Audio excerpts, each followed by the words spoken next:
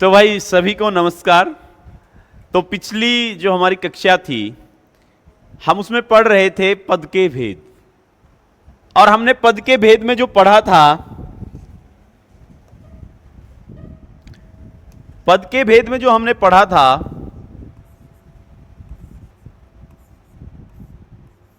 तो पद के जो भेद होते हैं, पद के हमारे भेद हैं वो 5 भेद होते हैं। और पिछली कक्षा में बताया गया था कि जो पहला पद का भेद है संज्ञा, उसको बड़े अच्छे से हमने पढ़ा था। और दूसरा भेद होता है, दूसरा भेद जो पद का है वो है सर्वनाम, और जो तीसरा है वो आपका भेद होता है क्रिया,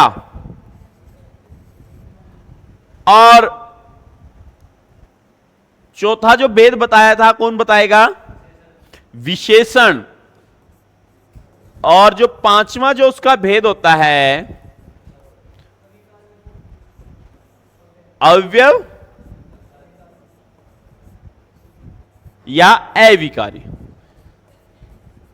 तो आज की जो हमारी कक्षा रहेगी, हम पद के दूसरे भेद को व्याख्यात करेंगे, परिभाषित करेंगे। और आज का हमारा जो विषय है सर्वनाम। सर्वनाम मतलब सबका नाम। जो सबका नाम होता है, किसी के भी नाम के लिए प्रयुक्त हम करते हैं, उसे क्या कहते हैं? सर्वनाम। मतलब जिसका कोई नाम ना हो, सबके लिए प्रयुक्त हो जाए। अब इसकी जो परिभाषा होती है, इसकी परिभाषा होती है संज्ञा के स्थान पर प्रयुक्त या उपयोग, जो भी आपको लिखना है,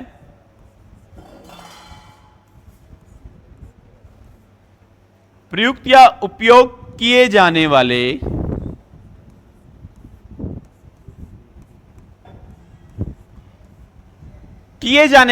क्या जो उपयोग किए जाते हैं उनको क्या कहते हैं? उपयोग किए जाने वाले क्या होते हैं? वो शब्द होते हैं, पद होते हैं, या क्या होते हैं? शब्द। Very good. किए जाने वाले शब्द को सर्वनाम कहा जाता है।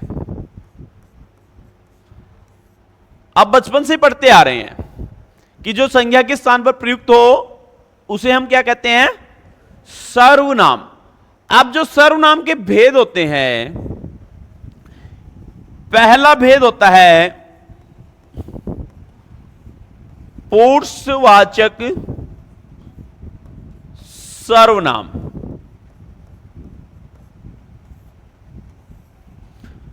पहला जो भेद है वो पुरुषवाचक सर्वनाम होता है। अब जो हिंदी है या इंग्लिश है, भाषा है, सब में जो पुरुषवाचक को हम पहले एक एक को सबको परिभाषित कर लेते हैं। 6 के 6 भेद होते हैं वैसे सर्वनाम के, और पहला भेद पुरुषवाचक सर्वनाम है। तो हम इस सर्वनाम में इसको परिभाषित कर लेते हैं, मतलब जो हमें पुरुष के बारे में बताए। और जो पुरुष की बात आती है तो हमारे जो पुरुष होते हैं वो 3 प्रकार के होते हैं। 3 प्रकार के पुरुष होते हैं। पहला जो होता है उसे हम कहते हैं प्रथम पुरुष,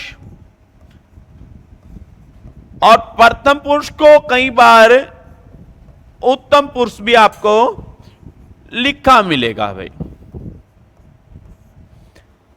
दूसरा जो होता है वो होता है मध्यम पुरुष,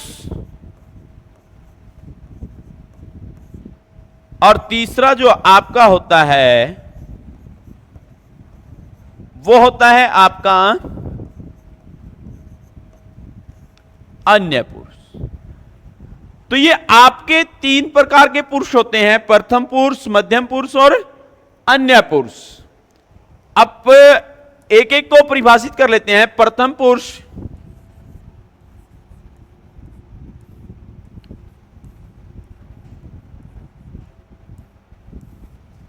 प्रथम पुरुष होता है जब हम स्वयं के बारे में बात करते हैं। जब हम स्वयं के बारे में बात करते हैं, अपने बारे में जब हम बात कर रहे हैं, तो वो क्या होता है आपका प्रथम पुरुष। अब देखिए प्रथम पुरुष में क्या है, मैं, और मैं का बहुवचन क्या होता है, मैं का बहुवचन, मैं एक वचन है और इसका बहुवचन क्या होता है, हम। ये परीक्षा में भी आ जाता है, मैं का बहुवचन। तो जब हम स्वयं के बारे में बात कर रहे हैं, मैं करके बात करता हूं ना, मैं अपने बारे में बात करता हूं, तो मैं जो हूं, मैं क्या हूं, प्रथम पुरुष। अब मैं को मैं कैसे लिख सकता हूं, मैं, मेरा, मुझे,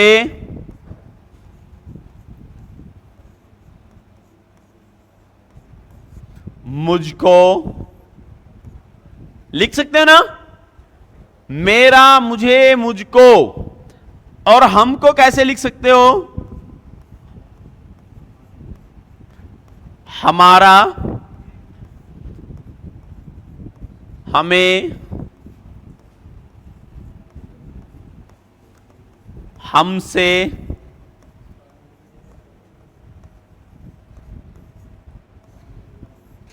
हमको। मतलब क्या है कि देखिए ये आपके सारे के सारे जो प्रथम पुरुष है, ये एक वचन है और ये आपके बहुवचन है। अब देखिए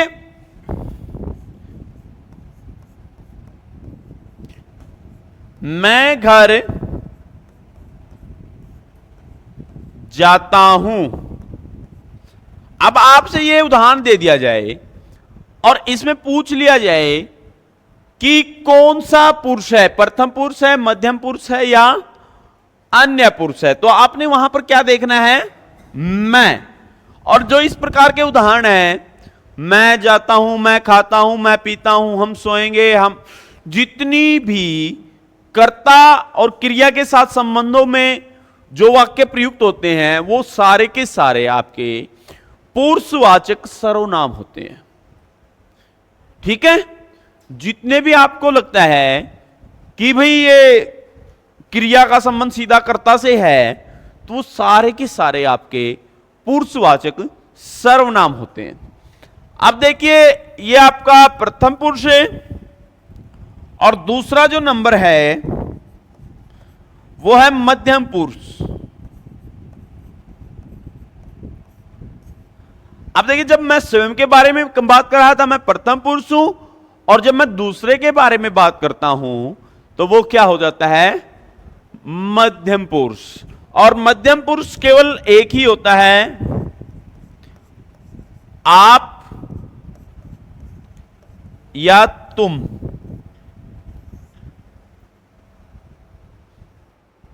जब मैं स्वयं की बात कर रहा हूं तो प्रथम पुरुष है, जब मैं आपसे जब बात कर रहा हूं, संवाद कर रहा हूं, तो आप क्या हैं, मध्यम पुरुष है। अगर आप मुझसे बात कर रहे हैं तो आप प्रथम पुरुष हैं और मैं क्या हूं, मध्यम पुरुष है। तो आपको भी वैसे ही लिख सकते हैं, आपके,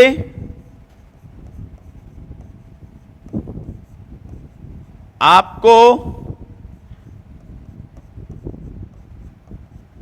आपसे, ऐसे ही आएगा क्यों नहीं, तुम्हारे, तुम्हें,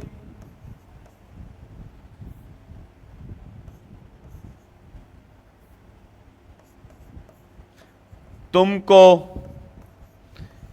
ये सब आपके मध्यम पुरुष में आएंगे।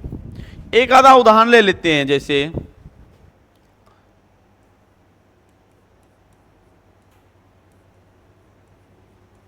आप कब जा रहे हो। वैसे तो ये प्रश्न है, लेकिन इसमें यह पूछ लेता है कि पुरुष बताइए कि कौन से पुरुष का प्रयोग हुआ है। तो जो आप है वो आप क्या है, आपका मध्यम पुरुष है भाई।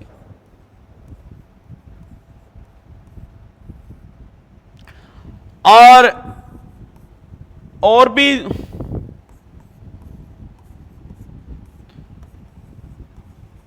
तुम कब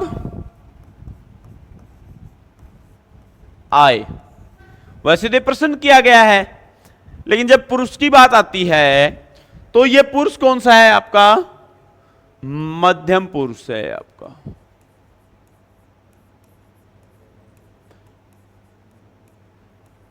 ठीक है भाई, यह आपका कौन सा पुरुष है, मध्यम पुरुष है।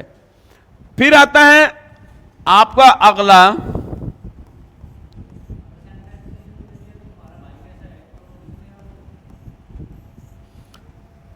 क्या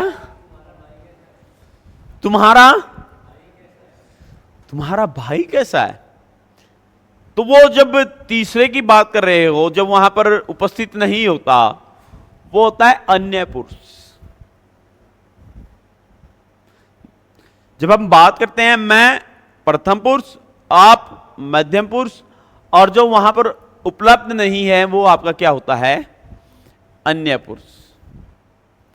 अब ये कई बार प्रयोग हो जाता है। आपका सवाल बिल्कुल सत्य है, तुम्हारा भाई कैसा है, तुम उसे कैसे जानते हो। अब इन दोनों में फर्क देखिए। तुम्हारा मतलब दूर का, तो वो आपका अन्य पुरुष में होगा। अन्य पुरुष होता है कि जो वहां उपस्थित नहीं होता, और उसके बारे में हम बात करते हैं, तो वो क्या होता है आपका, ये वो, मतलब अंग्रेजी में अगर आप याद करें,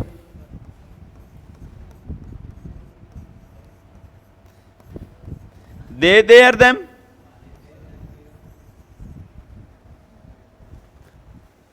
यही तो होते हैं। मतलब ये वो, यह है, वह है, उसका, उसको, ये सब आपके क्या हैं, ये सब आपके अन्य पुरुष हैं भाई।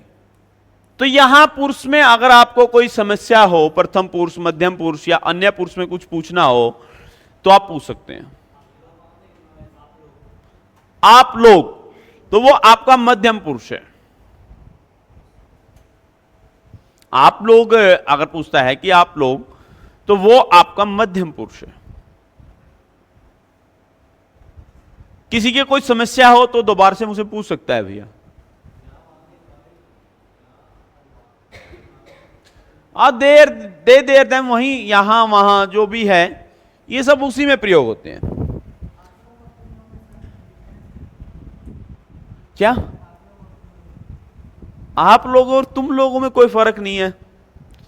एक सदाचार का है, लोग मानते हैं कि आप जो है एक सदाचारी है और तुम जो है वो सदाचारी नहीं है, एक आदरपूर्ण नहीं है। एक आदरपूर्वक या सूचना का ही प्रभाव है और कोई नहीं है।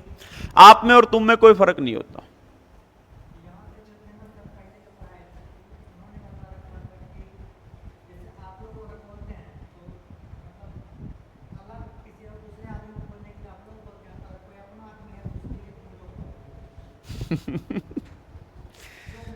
हम किस पर टीका टिप्पणी करें, हम नहीं करेंगे किसी पर। चलो वो अपनी जगह ठीक होंगे, हम अपनी जगह ठीक है। जैसे आपको याद रहे वैसे याद कर लो। सोनू कुमार, इतना सोचने की जरूरत नहीं होती। तुलनात्मक अध्ययन बहुत बुरा होता है। तुलनात्मक अध्ययन यही होता है, अगर मुझे इस कक्षा में पूछ ले कोई छात्र कि सर आपको ये प्यारा है या मुझे ये प्यारा है, आपको ये प्यारा है या मैं, तो मेरे लिए तो बड़ी असमंजस बात हो जाती है, बड़ी मुश्किल से काम हो जाता है। किसको, अगर इसको कहा तो ये बुरा मान जाएगा, उसको कहा तो ये मान जाएगा। इसलिए तुलनाएं नहीं करनी चाहिए जीवन में कभी भी। तुलनाएं बहुत बुरी होती है। तुलना करोगे तो जीवन ही नहीं जी पाओगे, सिमट कर रह जाओगे, संकुचित हो जाएंगे। अब इसका दूसरा है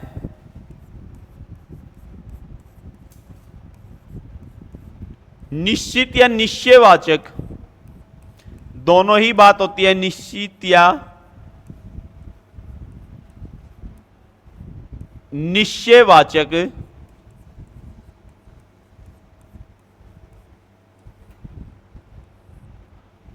सर्वनाम।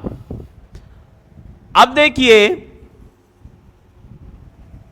जहां किसी का होना निश्चित पाया जाए, किसी का होना क्या पाया जाए, निश्चित पाया जाए, वो आपका क्या होता है, निश्चयवाचक सर्वनाम। ये आपका निश्चयवाचक सर्वनाम है कि मतलब अब ये होना है तो होना है।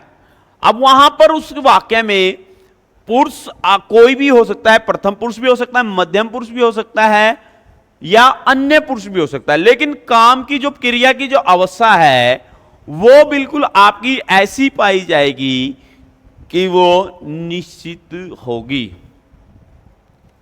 अब देखिए, वह घर जा रहा है। अब निश्चित है ना बात कि वो घर जा रहा है, तो निश्चयवाचक सर्वनाम है। अब और भी इसके उदाहरण हो सकते हैं। यह घर मेरा है। यह घर, यह निश्चित बात है। कुछ लोग कहते हैं कि संबंधवाचक है, कि घर के साथ संबंध बताया गया, लेकिन नहीं, सर्वनाम में ऐसे संबंध नहीं होते। सर्वनाम में जो ये आएगा ये निश्चित में आएगा। किसमें आएगा, निश्चितवाचक में। और भी है,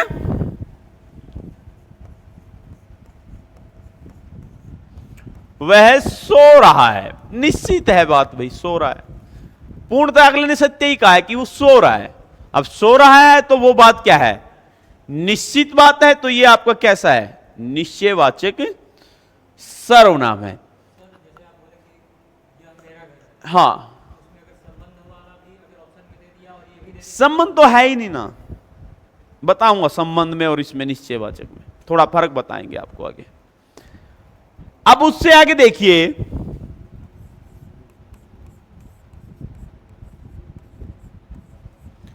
अनिश्चयवाचक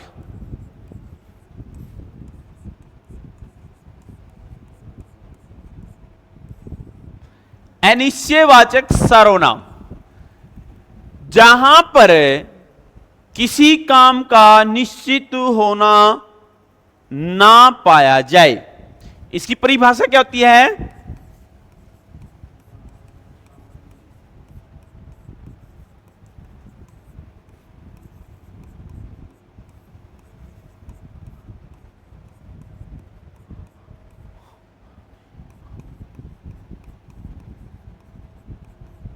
निश्चित ना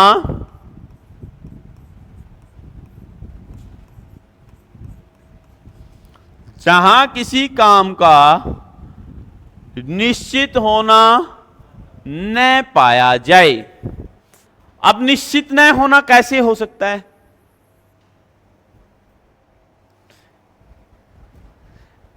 आप ही बताइए एक आधा उदाहरण।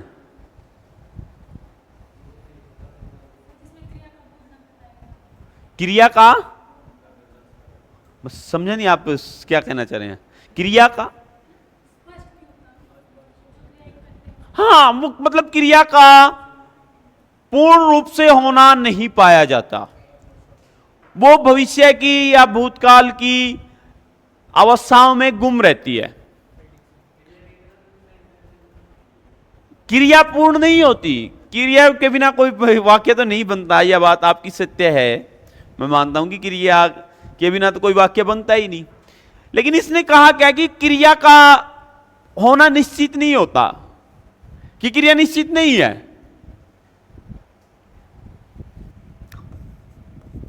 वह घर, वह घर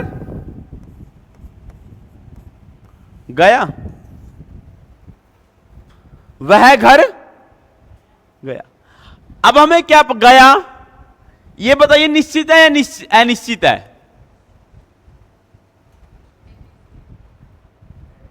अनिश्चित है। वह घर गया निश्चित है या अनिश्चित है? निश्चित है। अब इसी को हमें अनिश्चित बनाना है। अब अनिश्चित कैसे बनाओगे? क्या ये तो प्रश्नवाचक हो गया। क्या वह घर गया?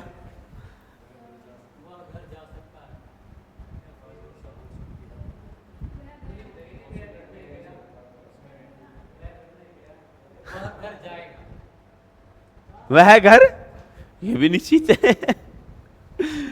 मतलब आप एक अनिश्चित का उदाहरण नहीं दे सकते, अनिश्चित का।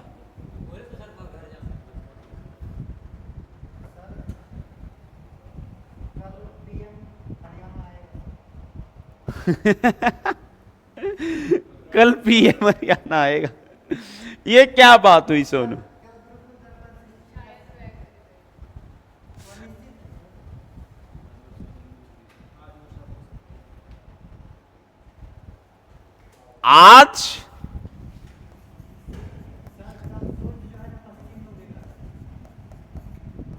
आज वर्षा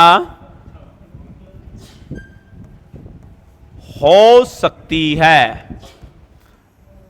अब ये अनिश्चित है, निश्चित नहीं है।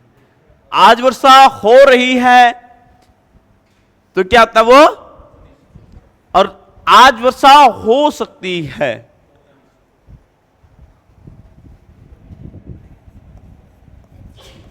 वह घर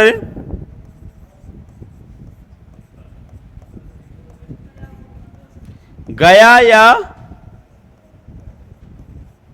नहीं गया?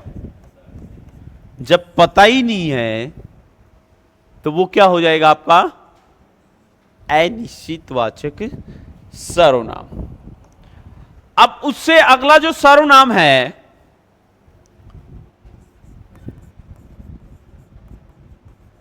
वो है आपका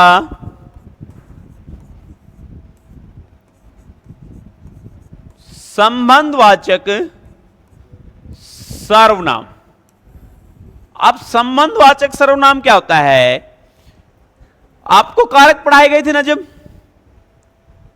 पढ़े नहीं आपने? कारक पढ़े थे ना? तो यहां पर क्या है कि जहां पर किसी के साथ जुड़ाव बताया जाए, संबंध बताया जाए, तो वो क्या होता है? संबंधवाचक सर्वनाम। अब ये उदाहरण ले लीजिए। मेज पर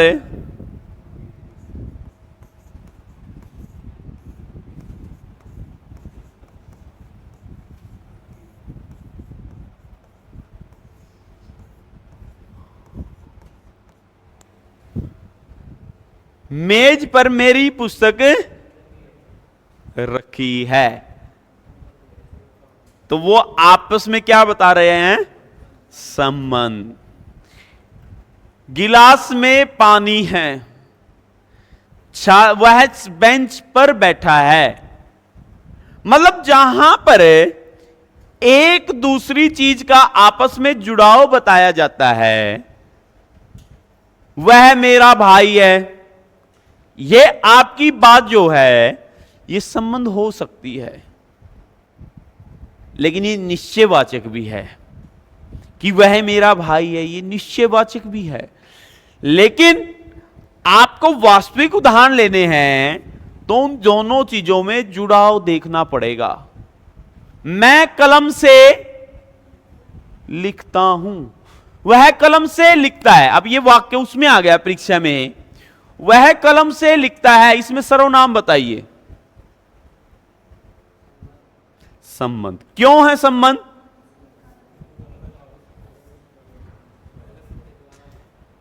कलम के द्वारा, अरे नहीं, कलम के द्वारा वो तो उसका वाच्य हो जाएगा, उसकी शैली हो जाएगी। लिखने का, पेन का संबंध बताया गया है। ठीक है, तो इस प्रकार से जितने भी होंगे और जितने भी आपके सार्वभौमिक सत्य हैं या कहावतें हैं, पढ़ोगे तो पास हो जाओगे, पढ़ोगे तो पास हो जाओगे, तो वो वहां पर क्या है आपका संबंधवाचक सर्वनाम। ठीक है,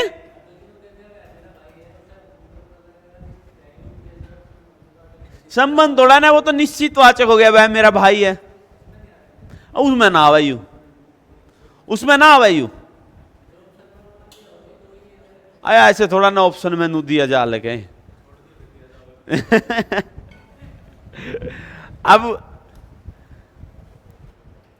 अब ये देखिए, सूर्य पश्चिम में अस्त होता है, ये वाक्य कैसा है? निश्चित कैसे? संबंध निश्चित तो है ही, लेकिन सर्वनाम तो नहीं है इसमें, सॉरी इसमें सर्वनाम है ही नहीं, ये तो निश्चित वाक्य है। ये तो निश्चित है कि सूर्य पूर्व से निकलता है और पश्चिम में अस्त हो जाता है। मैं कहना कुछ और चाह रहा था, मैं कह रहा था कि जितनी कहावतें होती हैं, कहावतें होती हैं, जैसा करोगे वैसा भरोगे, और जितनी कहावतें कौन है, जहां चाहा वहां रहा, और भी बहुत सारी कहावतें हैं। हाँ, मन के हारे हार, मन के जीते जीत, ये सब चीजें हैं, ये आपकी संबंध को बताती हैं। और उससे आगे है प्रश्नवाचक, पांचवा जो इसका भेद है वो है प्रश्नवाचक। अब जहां पर किसी से कोई प्रश्न किया जाए, जहां पर किसी से कोई प्रश्न किया जाता है, तो वो आपका क्या होता है वहां पर? प्रश्नवाचक सर्वनाम। अब ये देखिए, क्या वह आ रहा है?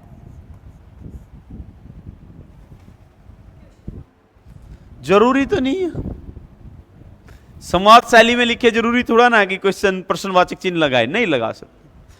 अब जब अगर मैं आपसे पूछ रहा हूं क्या वह आ सकता है, क्या वह आ सकता है, ये तो एक संभावना में चला गया।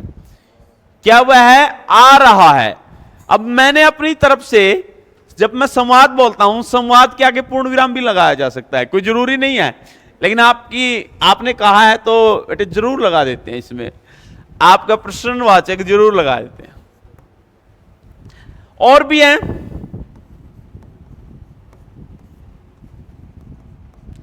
क्या आप मुझे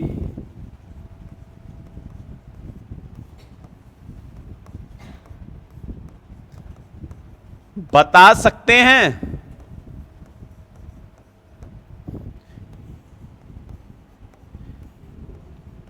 क्या मैं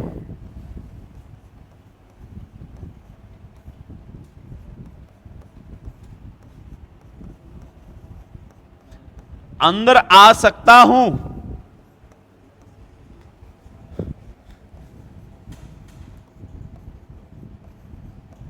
वह कब जा रहा है?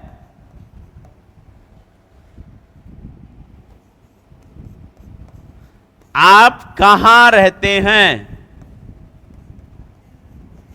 अपने घर में रहते हैं।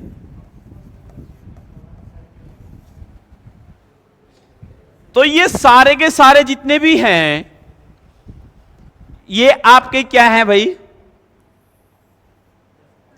प्रश्नवाचक सर्वनाम। तो कर लोगे प्रश्नवाचक सर्वनाम या नहीं कर पाओगे? अब उससे आगे है निजवाचक अंतिम।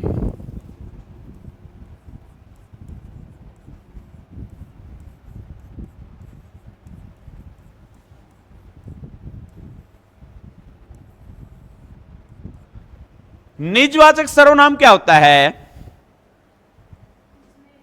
जिसमें व्यक्ति का नहीं, स्वयं का बोध हो। मतलब एक व्यक्ति, जब आप स्वयं के बारे में अपने आप को परिभाषित करते हो तो वो आपका निजवाचक सर्वनाम होता है। अब इसको परिभाषित करने के लिए क्या होता है? स्वयं, स्वतः, अपने आप। जहां पर इनका प्रयोग होगा तो आंख बंद करके लगा देना है कि वहां पर आपका निजवाचक सर्वनाम है।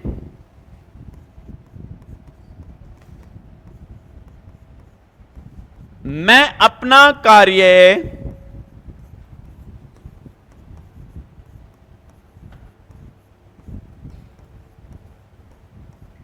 स्वयं कर लूंगा।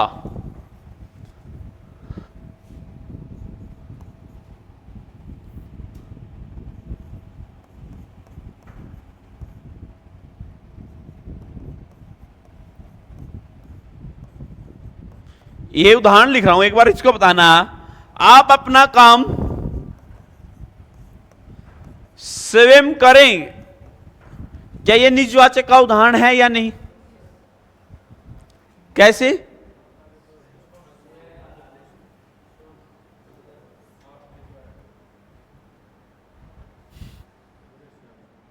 बताओ। ये मैं आपसे पूछ रहा हूं कि आप अपना काम स्वयं करें।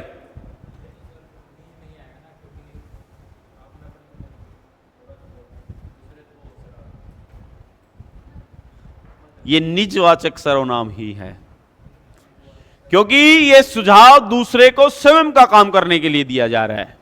अब आपको मत देखिए, अपना काम स्वयं करे कि वो किसी को सुझाव दे रहा है कि स्वयं काम करना है। उसकी निजता, ये दूसरे की निजता के बारे में बताया गया है। वह स्वतः चला गया। तो यहां पर ये कैसा सर्वनाम है? स्वतः निजवाचक सर्वनाम। तो ये आपके भाई 6 इसके भेद थे सर्वनाम के। किसी को इनमें से कुछ पूछना है तो पूछ सकता है। पूछना है? सोनू कुमार? चलो भाई, नहीं तो चलो आज की कक्षा फिर यहीं समाप्त कर लेते हैं इस विषय को, अगला विषय शुरू कर लेते हैं। तब तक के लिए आपको नमस्कार।